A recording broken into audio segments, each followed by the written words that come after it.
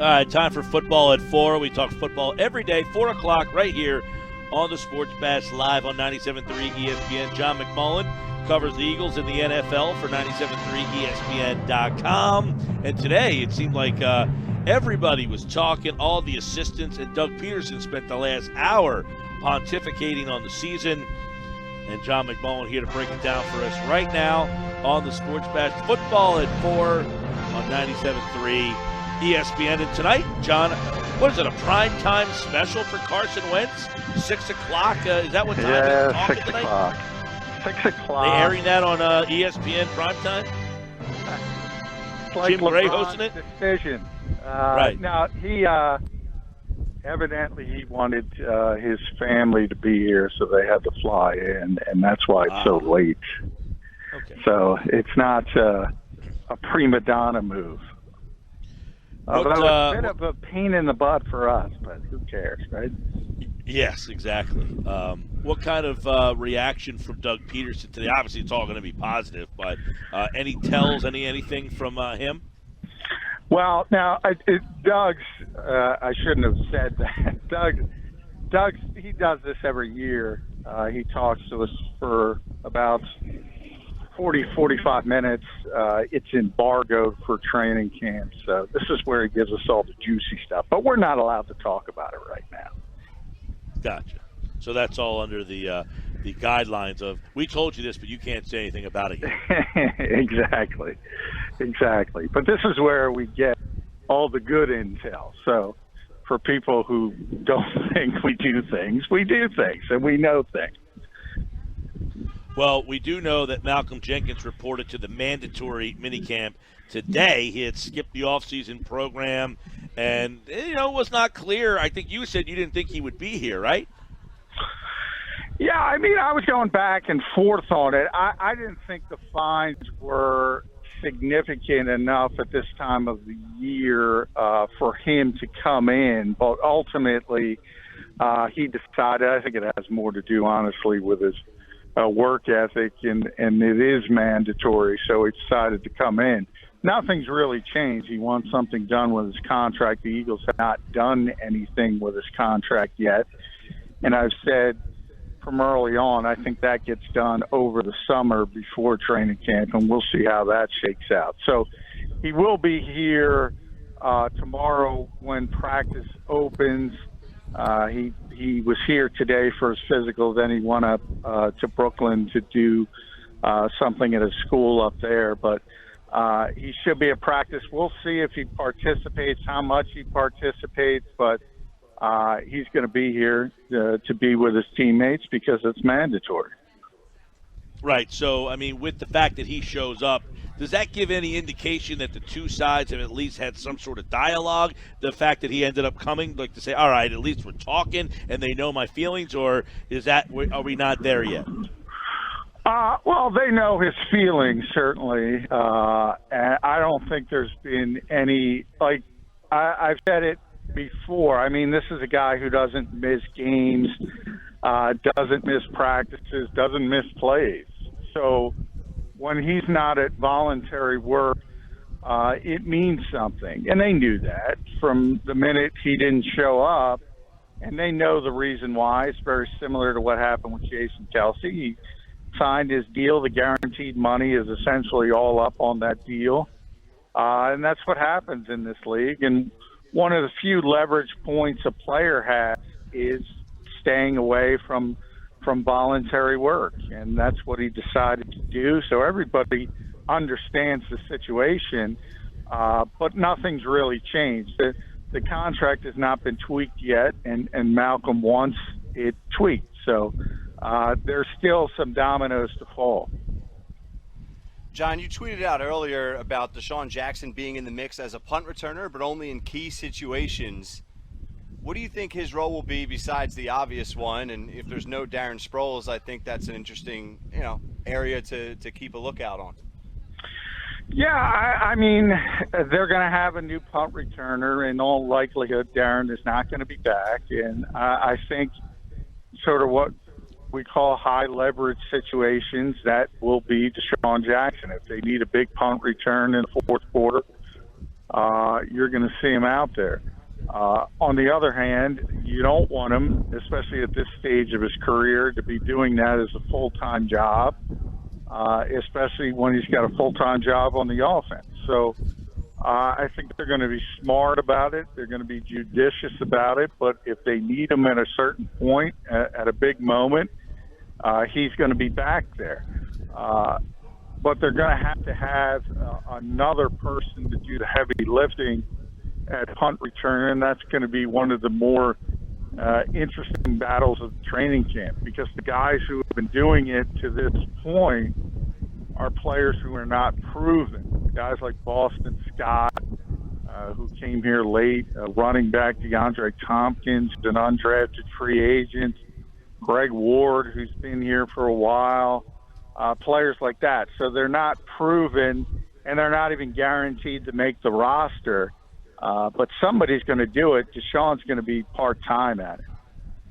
What else on special teams, now that I brought it up with Desean Jackson as punt returner, anything else that you see, storylines there with Dave Phipp and the crew that he's got moving forward? Well, there's always change, and that's kind of what I wrote about on 973ESPN.com today. I mean, that's just the nature of the NFL. You have tremendous turnover from year to year, but it generally happens at the back end of the roster, and that's where the special teams guys are. So in a lot of ways, that churn has more impact on Dave Phipp than any other coach, because there's constant turnover. And this year's a perfect example. I mean, he's lucky from a specialist standpoint. Everything has stayed the same, kicker, punter, long snapper. But he is going to need a new punt returner. He might need a new kick returner. And a lot of the core coverage guys, Leroy Reynolds, people nobody thinks about, DJ Alexander, they're gone. So, but that happens every year. And that's where Andrew Sendeo comes in. That's where LJ Fort comes in. And those are going to be some of the core special teams coverage guys. Hey, John, I want to go back to Jenkins real fast. He currently is owed about $8 million over the final 2 years of his deal. Where do you think that needs to get for him to be happy? Well, I think, it starts with they have to guarantee the final 2 years of his deal. And by the way, that's not difficult, because the Eagles are going to pay him this year. They're going to pay him next year, unless something drastic happens. And then he has outperformed his contract, and we all know how NFL contracts work. The next guy up gets the most money, and a lot of safeties have passed him, and a lot of safeties that aren't as good as he is, to be honest, or certainly aren't as proven as he is. So this happened a couple of years ago with Brandon Graham, and what the Eagles did is tweaked it, guaranteed some money, put some incentives on top of it. I mentioned Jason Kelsey with current guaranteed money being up. They essentially extended him by 1 year and guaranteed the money. So I think it's going to be more of a Kelsey solution, guaranteeing the money and then maybe adding a year. But we'll see how it shakes out. And I mean, I just want to get your opinion on this, where in today's day and age-wise and money-wise, I mean, does it make sense for the Eagles to say, yeah, we need to give him? I mean, I don't know, we talked about Dawkins in the past, and they got to a point with him, and they just said, we just can't do it. That seemingly was a lot of the Andy Reid era, was these guys hit a certain age, we can't bring them back. Is it prudent to give Jenkins what he wants? It certainly is this season. I mean, things change quickly. I've often said Fletcher Cox is the best player on the Eagles defense, but Malcolm Jenkins is the most important player because of all the different things he does. And he's still playing at the high level, where there's a little bit of difference between Brian. I mean, Brian, look, he's a Hall of Fame player. Everyone loves him, but he was in decline. He was in clear decline. And that's why the Eagles kind of moved on. Malcolm was still playing at a Pro Bowl level last season, was still that important to the team. Wasn't quite as good as he was in the 2017 season, but still at a really high level. So I don't think there's any question they need him this year. They know they need him this year. This is a team that thinks it's going, has a very good chance to be a significant Super Bowl contender. Well, that kind of changes if you don't have Malcolm Jenkins on the defensive side of the football. So short term, no question they need him. Long term, you're right. I mean, when things go down in the NFL from a player perspective, it tends to happen very quickly. And at his age, you never know when the descent is going to come. Then you add in the fact of what I just said. This is a guy who doesn't miss games. He doesn't miss practices. He doesn't miss plays. So it's not somebody who has a lot of tread on the tire. This is a guy who puts his body through hell and has been for a number of years. Yeah.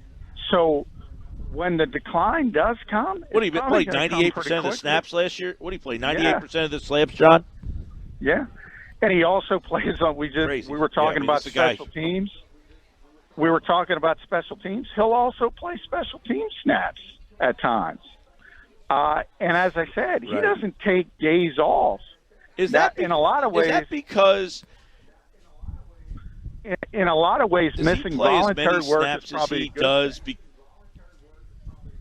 Right. Does he play as many snaps as he does because they don't have another option? You know, like the drop-off is that big? Or, I mean, is there a reason that he's out there as much as he is? Is that common? Because a guy like Fletcher Cox isn't out there 98% of the snaps. You know, Brandon Graham's not out there 98% of the snaps. Yeah, it is common. If you're a big-time safety in this league, and that's what Malcolm is, you're a three-down player. You never leave the field. So all of those types of players, they're on the field. So if they're healthy, they're playing, whereas the defensive line is more rotational. So from that standpoint, everybody at his level is kind of the same.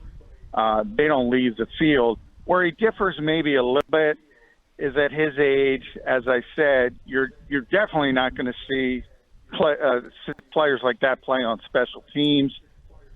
They'll probably get some maintenance days in practice.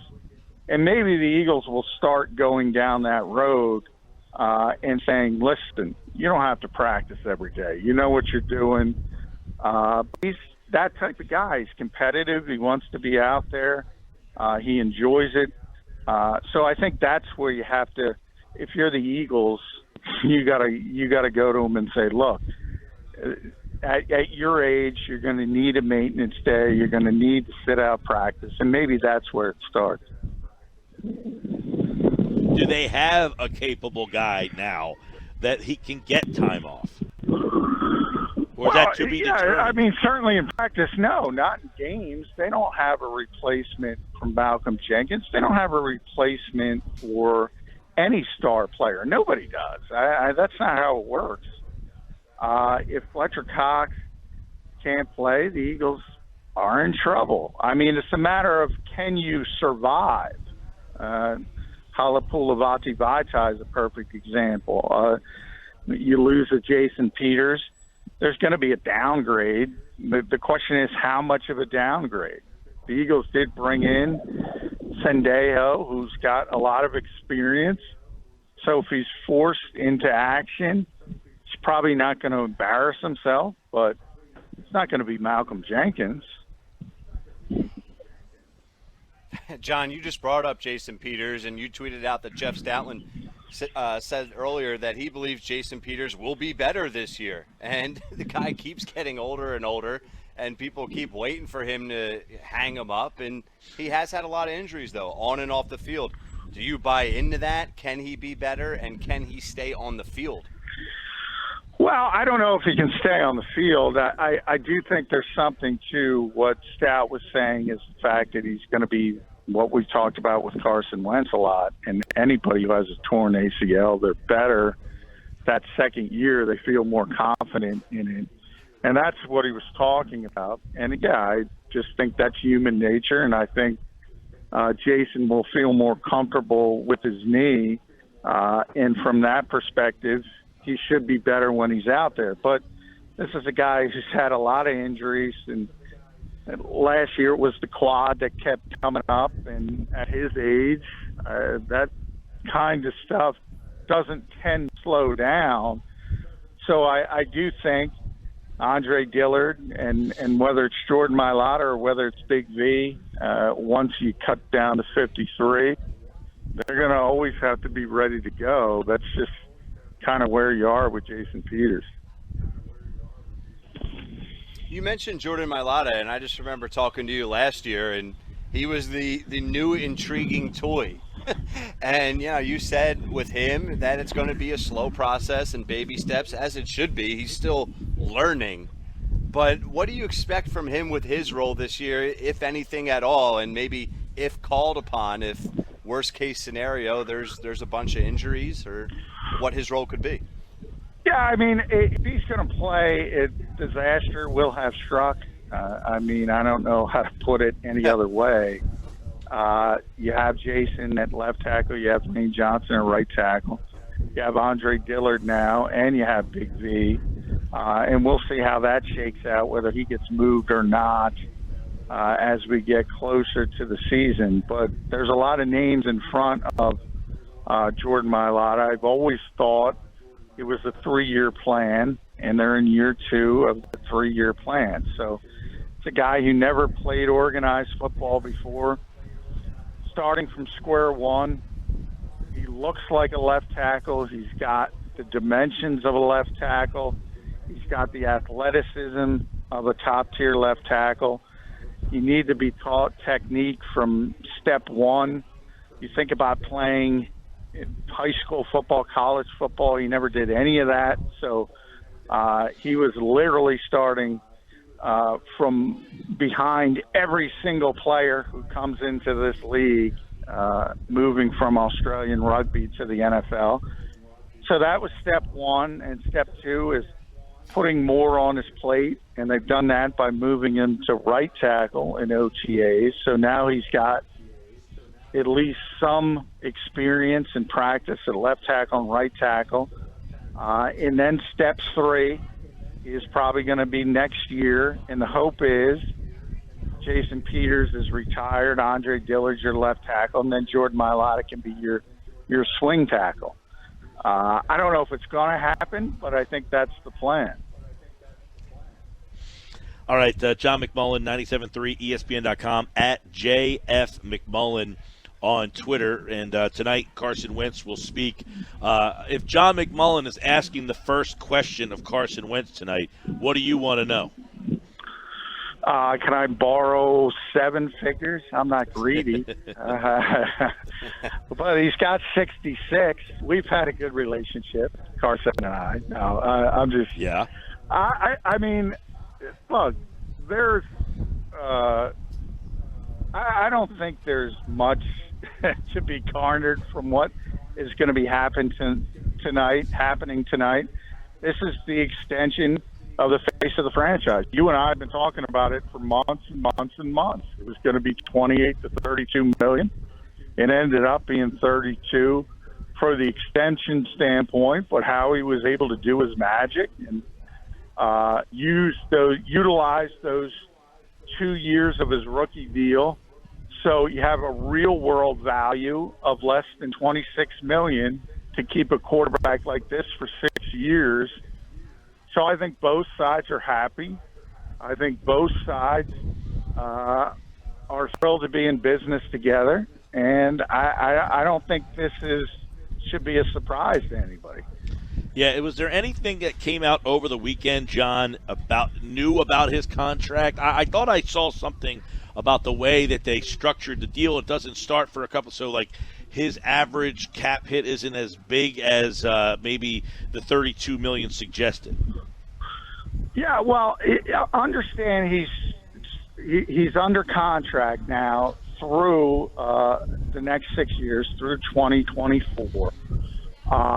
And the extension technically does not start until year 3. He's still under his rookie deal, which has this year to run and next year with the 5th-year option. But by structuring it that way, get that big $66 million signing bonus. Well, instead of that having to be spread out over 4 years, it could be spread out over 6 years. So that's the kind of capology the Eagles have been doing for years. It's not new with Carson Wentz. This team rarely signs a bad contract from a team standpoint, and this is just another example of that. All right, Sports Bash Live, 97.3 ESPN.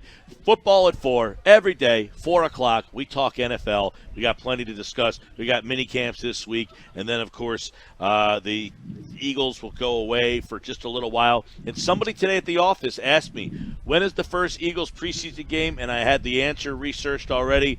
August 8th, Tennessee, ready to go. We'll have it for you live on 97.3 ESPN. All right, John, we will talk tomorrow. Football at 4.